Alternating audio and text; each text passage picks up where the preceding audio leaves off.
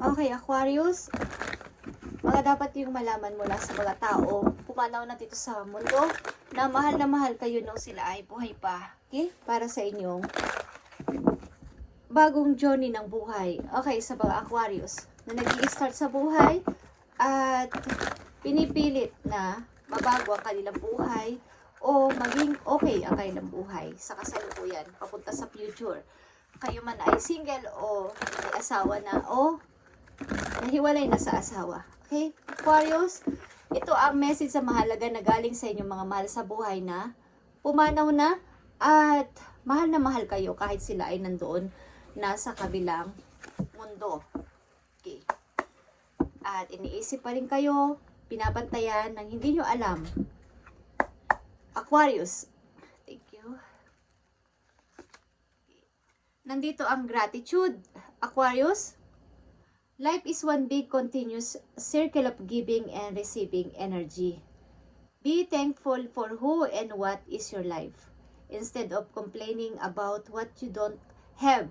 If you focus on gratitude, you'll start to attract prosperity and abundance. Okay, yan ang napakagandang payo sa inyo ng inyong mahal sa buhay na nandun na sa kabilang mundo, na ipagpatuloy ang kabutihang loob at mabuting pagiging isang mabuting tao sa kapwa sa kabila ng inyong mga naranasan sa buhay, at wag nyo nang questionin kung sino at ano ang nanakit sa inyo sa mga nakaraan ninyong taon-taon sa buhay, at ipagpatuloy ang pagiging isang mabuting tao. Ang buhay ng tao ay kumbaga nandito yung receiving and giving energy. Kapag ito ay ginawa ninyo sa inyong buhay sa ngayon, lalo't kayo ay nag-i-start sa buhay, ay ma-attract nyo ang prosperity and abundance sa inyong buhay, Aquarius. Panatilihin nyo ang pagiging isang mabuting tao. Yun lang. Okay? At maging thankful kung ano at sino ang nasa inyong tabi sa ngayon. Kung ano at sino. Bawa, mga anak ninyo, mga alaga ninyong pet, mga kamag-anak ninyong malapit sa inyo. Thankful na sila ay nandyan, katabi ninyo, at kasama. Okay, Aquarius? At isa pang napakagandang mensahe para sa inyo, sa bilang gabay ninyo sa inyong everyday routine. Today is February 26, Aquarius. So, ipagpatuloy ninyo ang pagiging isa rin yung mabuting tao, ano man ang inyong napagdaanan sa buhay, para maka-attract pa kayo ng prosperity and abundance. Promise, magkakatotoo yan, sapagkat kayo ay nagpapakabuti kahit sa kabila ng kayo ay dumanas ng mahirap sa buhay, ay tuloy-tuloy sa pagiging isang mabuting tao at mapagbigay, mapagpatawad. Okay. Tingnan natin pa ang napakagandang message. Ito man ay payo sa inyong career, kalusugan, sa inyong sitwasyon. Tingnan natin. Para sa Aquarius, mahalagang message ibigay mo. Thank you. Nandito ang organize for success. About ito sa inyong pagsasucess sa buhay. So, about ito sa pag-organize. Maaring sa mga kagamitan, sa sarili mismo. Do not let the word organize intimidate you, as it is simply way for you ensure clarity of purpose. Organizing your thoughts, okay? Your thoughts, yung pag-iisip mo, i-organize mo. Yung mga reports mo, bawa sa trabaho, sa school, kung saan-saan, and your living and workspace. Sa inyong sa bahay ninyo, sa inyong workspace, kailangan ay maayos, naka-organize. Kumbaga, pag dito ay ballpen lang, pag dito ay lapis lang. Pag-ayos-ayusin ninyo. And your finances will help you know and plan your next action step. Okay, about ito sa inyong money, guys. Kailangan dito ay naka-organize lahat. Unang-unang inyong isip. Okay? Ang inyong project, mga project ninyo, mga reports ninyo, at inyong sariling bahay, sa loob ng pamamahay, kailangan maayos. At saka ang inyong workspace, ang inyong pagtatrabahuhan. Kayo man ay nasa bahay mismo o nagtatrabaho sa company, kailangan yung inyong table is maayos para lahat ay maganda ang pasok ng biyaya ng money sa inyo. Kahit sa ating mga wallet, iwasan nyo maglagay ng resibo. Okay? Pag kayo ay namili ng grocery, itapon nyo agad ang mga resibo na yan. O kung ayaw nyo namang itapon, ilagay niyo sa isang lalagyan na may pangalan na ito ay resibo na galing sa inyong pinamilhan na grocery. Okay? I-organize niyo mabuti at huwag sa wallet nyo ilagay. Okay? Masama maglagay ng mga pinagbayaran sa wallet, resibo. Kailangan ay magandang tingnan ang wallet natin para mabilis ang pasok ng pera. Okay? Nakakahikayat kasi yan ng mga good energy. Okay guys, tingnan natin ang mga sitwasyon ninyo, Aquarius, na magpapatuloy ito sa inyong near future. Okay, sa inyo mga dadaan pa mga araw, linggo, buwan at taon. Panatilihin ninyo ang inyong pagiging isang mabuting tao. Guys, i-continue ito. Ito ang payo sa inyo ng inyong mga mahal sa buhay na nandun na sa heaven. Ipagpatuloy ninyo ang inyong kabutihang loob na tao at pag-aay diplomatic. Sa pakikipag-usap sa tao, walang away. 5 of Wands is here. Walang pag-aaway, walang pagtataas ng pride. Pwede namang, kumbaga, hindi naman sa lahat ng oras gagamitin natin ang ating pride. May time na pwede natin itong ibaba para sa ikakapayapa ng paligid. Dahil kayo may mga usapin sa family maybe. May mga pakunti-kunting problema sa family, obstacle, okay, challenges. Mga pinag-uusapan about sa family. The Hierophant and the 5 of Wands. Okay. So, tingnan natin ang message dito para sa Aquarius. Andito ang 3 of Pentacles, guys. May mga chance na ito ay pagmumula ng inyong pagtaas ng kita ng money, pag-iipon, at pag-i-start para sa pagtaas ng inyong kaperahan. Maaaring meron kayong mapapansin sa labas habang kayo naglalakad o may mga kaibigan kayo na magsasabi sa inyo ng mga good idea na pwede itong pagkakitaan, pwede itong pagsimula ng pagkakakitaan. Okay, pag-i-start ng paglaki ng inyong pera. At nandito ang Hangman, guys. Masaya kayo sa binibigay na atensyon o ng isang tao, pag-aalaga sa inyo o pag-care sa inyo ng isang tao dito. Parang, tama, ito na, dito na muna ako. Dito na muna ako kasi ang bait-bait ng, baga, hindi ko alam kung kayo ay nakakaranas din ng pag minsan ay nanghihina o something na kailangan din ng help galing sa isang tao, kahit sa mga anak ninyo, is may sumusuport sa inyo sa paligid. Sa kabila ng inyong, kumbaga sa pag-iisip-isip ninyo, pamisa-misan, gusto nyo munang manahimik, gusto nyo munang magpahinga, may nagsusuport sa inyo, may nagbibigay ng pag-aalaga, nagki-care. Okay. Meron ditong Page of Wands, guys. Okay. Bilang isang mother maybe, meron kayong young energy dito na anak. Ito ay young energy ng lalaki man o babaeng inyong anak. Especially lalaki is ayaw nyo mapayagan is gusto niyang umalis ng bahay, gusto niyang magsarili muna ng, gusto niyang lumipat, gusto niyang pumunta ng ibang lugar para tuparin naman yung kanyang pangarap o ang kanyang desire, ang kanyang gusto. Pero kayo ay malungkot sa pag-alis ng inyong anak. Okay. Mukhang gusto niyang tumayo sa sarili niya mga paa. Meron ditong young energy. Nagpipinata ng inyong anak na nagdadalaga na is gustong lumipat ng bahay, gustong magsarili ng apartment. Okay. Tingnan natin ang message pa dito for Aquarius.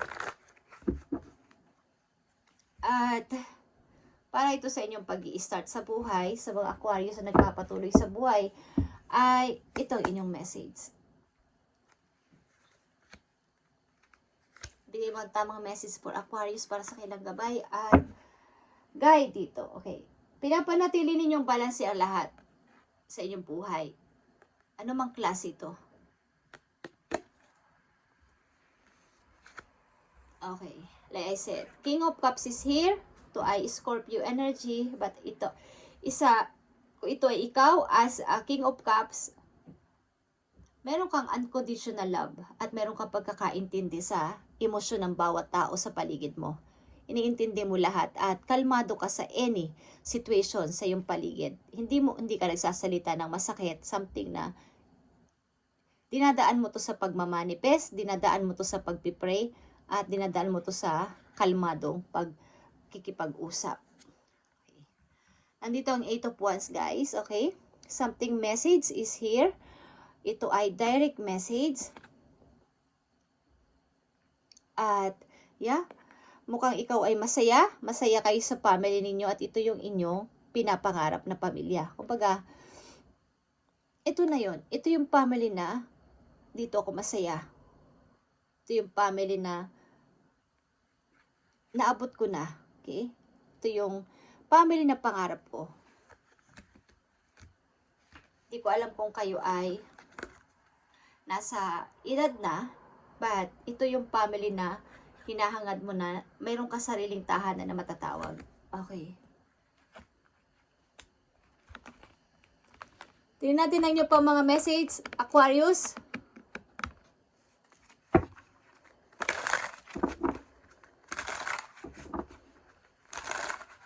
I-organize ninyo ang inyong pag-iisip simula sa araw na to. Ang inyong mga projects, ang inyong mga reports, ang inyong mga living and workplace. At tuloy-tuloy ang pagpasok ng magandang kaperahan sa inyo, guys. Okay, Aquarius. Tingnan pa natin ang mga messages po you. Ngayong February 26, 2025. Ito na yung masasabi kong family. Tahanan. Masaya. Wala na akong maihiling pa. Tignan natin ang message for Aquarius. Yeah. Page of Pentacles is here. At Ace of Pentacles, mga paparating na mga kaperahan sa inyo, guys. Yan, nandito ang The High Priestess. Nagkaroon ka ng wake-up call, parang spiritual awakening sa sarili mo mismo na. Sobra ka nag-grow. Nag-grow ka. Okay? As nakikinig kayo sa inyong intuition, nakikinig kayo sa sarili ninyong pakaramdam, at marami nagbago sa'yo. Lalo na sa iyong spiritual relationship is mas nag-level up pa. Okay, Aquarius? Nandito ang Four of Swords. Tuloy-tuloy ka sa iyong pag-healing, okay? Pagpapagaling, at pag-meditate. Something na kayo ay nagre-relax, something. At nandito ang Three of Pentacles again. Okay. Pag-i-start talaga ito, galing sa nakaraan, at maaaring kayo nag-iipon ng pera. Okay? Nag-iipon ng pera, but nakikita ninyo ang mga paparating sa inyo, guys. Page of Pentacles and Ace of Pentacles is here. Huwag nyo itong pagdudahan. Okay? Huwag nyo itong pagdudahan. Ito ay paparating sa inyo. May mga hinihintay maybe kayo, o may hinihintay kayo galing sa malayo. Balita na pagmumula ng inyong, para magandang balita kasi ito na parang trabaho o something good news hinihintay nyo. O galing na message sa isang tao.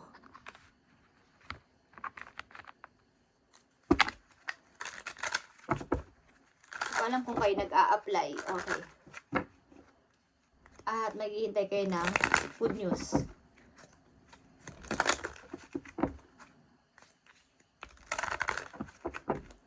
Message dito for Aquarius. Magpatuloy kayo sa inyong kabutihang loob sa lahat ng tao at magbubukas ang prosperity and abundance sa inyong buhay. Okay. Yan ang mahalagang message sa inyo ng inyong mga mahal sa buhay na pumanaw na at mahal na mahal nyo sila ay buhay pa. Pagpatuloy nyo ang inyong pagiging isang mabuting tao, mabuting nalalang sa mundo. Okay? So, tingnan natin pa ang message sa iyo dito ng inyong spirit animals para sa Aquarius.